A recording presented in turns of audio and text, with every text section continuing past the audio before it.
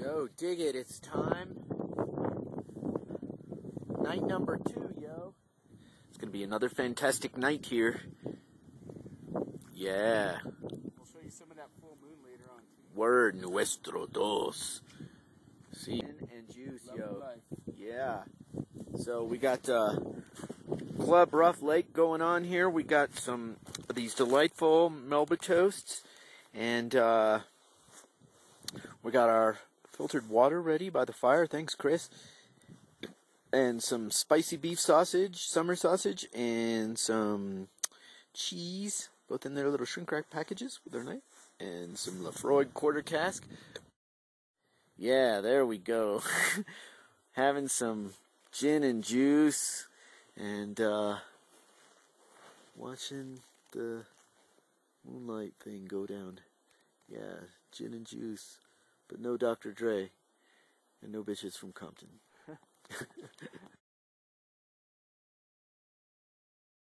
he is, it's the goat right there. That's a goat. There's 3 goats, and they're circling us. Oh, it's kind of crazy.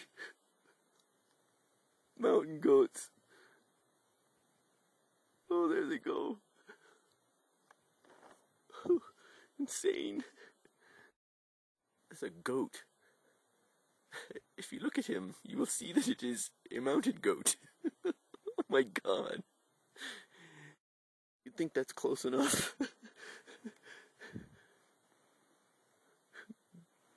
This is like crazy, they keep circling us and shit. Goats. I mean, look at him, he's right there. That's where I'm sleeping. He's right there.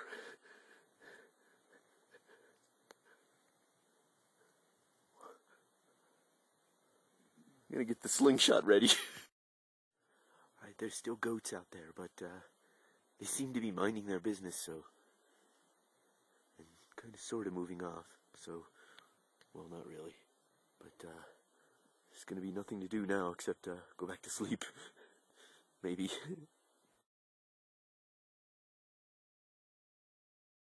Since I'm going to go ahead and put everything together here, this seems like a good a time as any to go over a little bit of kind of basic fly fishing setup for high country lake situation. So let me show you the parts. First up, of course, you got to have a rod. So I highly recommend products from the R.L. Winston Rod Company in wonderful Twin Bridges, Montana. All right, there it is, all ready to go. That's just the rod. Now, a note on that too. This is about a 8.5 foot rod, so generally speaking, a 4-part rod is going to break down better and be easier to travel with. So don't be afraid to go with the multi-part situation. It's just going to be way easier to carry in the backpack. Now, since we're just going ghetto in the high country and stuff, there's absolutely no reason to bring like a big vest and waders and all this junk. I prefer to just stash everything in a little stuff sack. On this trip, though, which is usually good for high country lakes, we brought 2 rods with us, or 2 reels rather. One is got floating line on it, and the other has an intermediate sinking line on it.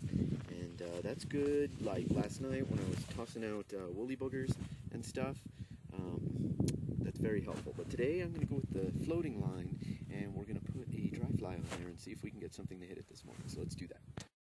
Bang. Okay, well now let's talk about setting up your shiite.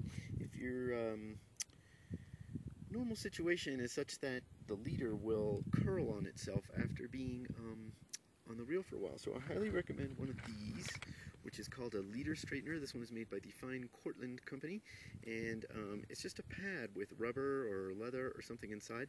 We'll squeeze the line and run it through there a couple of times. The heat from the friction from this and the pulling of it straight will straighten out that leader like magic, and it's a cheap thing, but it's a great investment. Another important thing to note is the fly line ends in a thing, and you attach your leader, right? That leader is knotless but tapered so that it starts thick and runs down to a thin point. At the end of that thin point, then, you have a section that you tie on called a tippet, and that's even finer material. It helps the fly land properly, and it also makes it kind of like the weak link in the chain, so that if something breaks, it's not your $50 fly line or your $15 leader. Those things should last for a while. So the point here is not to show you how to put that on. That's what other Find Discovery Channel programs are for, and the internet, just to make you aware that that's there. So now we're going to choose a fly. I'm going to go with the single fly box over here. Let's check it out. Since we're not fishing some blue ribbon trout stream, you know, we have to carry everything in here. I go with just one fly box and I pack it up beforehand. So this one is a nice little product. I think it's from Orvis. My brother got it for me for Christmas, and it's got lots of little compartments in there, and we just stuff whatever kind of flies that we think we might need in there.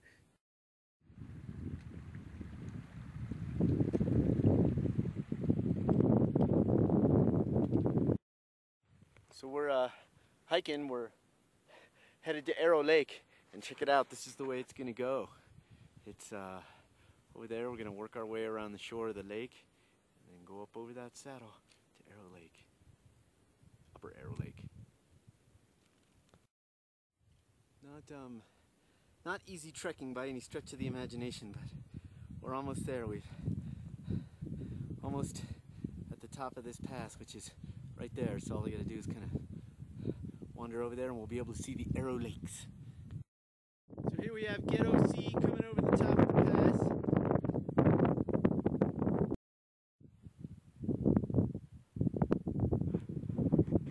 Yeah.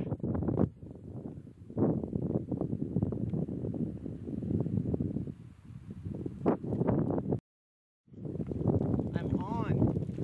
Oh, man. Nice one. And there he is. He's thrashing on the Chironomid. Hot Upper Arrow Lake action. Upper Arrow Lake cutties. Gotta get the net off. Yeah, now we're gonna bring him on in.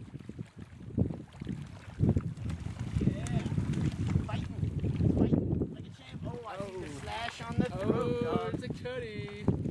It's a cut. It's a nice 5'9", about 13 or 14 inch cutthroat. Nice, yeah, man. Look at the slash under the gills. That's the sign of the cut.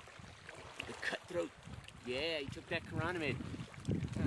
Makes all the hiking worth it. Yeah, alright. I got another cutthroat on, and Chris is on too. It's a double, yo. Dude, I got a monster on. Good times. Now Chris on the spinner. He's got him one. Oh, that's a better one, man. It's like 50 at least. God. This is ridiculous. Well, in the span of about 30 minutes, we caught a bunch of huge trout, but the sky has gotten very angry, so we are trying to haul booty and get back up over this pass and down to Rough Lake and hopefully to camp before it lets loose on us. It is not looking good. But we made it back to camp. We even went down and fished Lone Elk Lake a little bit, but it is really gonna happen. So we're just kind of sitting here having a little water and some snack and some gin and juice, and then it's going to be time to dive into the bivvy for a bit or two. There are those who may have scoffed, but check it out. It's the goats, and they're back in our camp again. I don't believe this, man. It's crazy. I'm going to have to get, I don't know, the slingshot or something. They are just like goating, man. Goating in our camp. That's my bivvy. Okay, so now we have a standoff with the goats. And it seems like our rocks drove them off. We slingshotted some rocks at them and threw them at them. God, they were getting close. So it looks like we're going to have to keep our eyes open. Monday morning. Sadly, it's time to go home. We're packing up camp. There's Ghetto Sea getting his act together, and I've undone the bivvy. There's a little bit of frost on my $350 sleeping bag from the inside of the bivvy, but otherwise good. So we're going to get our act together and have some breakfast and start the walking. Yeah. Well, it's still 8 something in the morning, and we're hiking and making our way to the car. Oh, yeah. But check this out. Even nature agrees. Yeah. Woohoo. To you. Alright, it's on. Ghetto Sea informs me we just went below 10,000 feet, so that's the first time we've been below 10,000 feet in over 3 days. Good times. The hike goes on.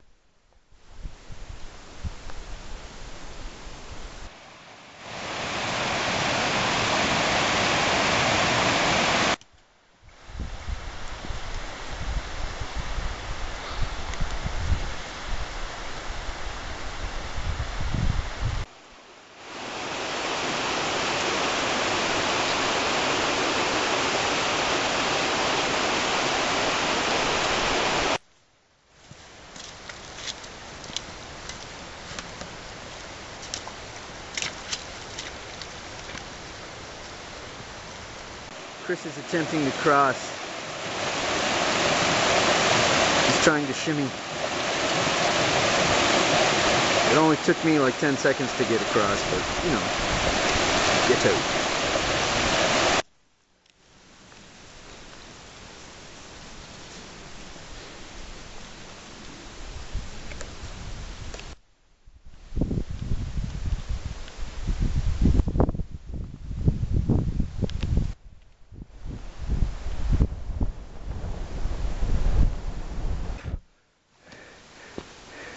Yeah, and there's a sign. It's a lot easier when you're on the trail. So we're almost there. So there it is, the trailhead that we should have found originally. You could have practically driven up to it and parked over here, but instead we parked on the other side of that cabin and bushwhacked up that canyon. Cause hey, we like to do things the hard way. right on. It was extreme. Good times. Let's go to the car and have some beer.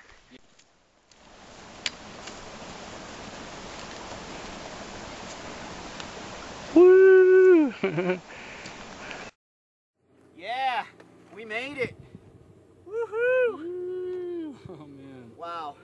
After a hellacious adventure like that, there's only one thing that can set us right.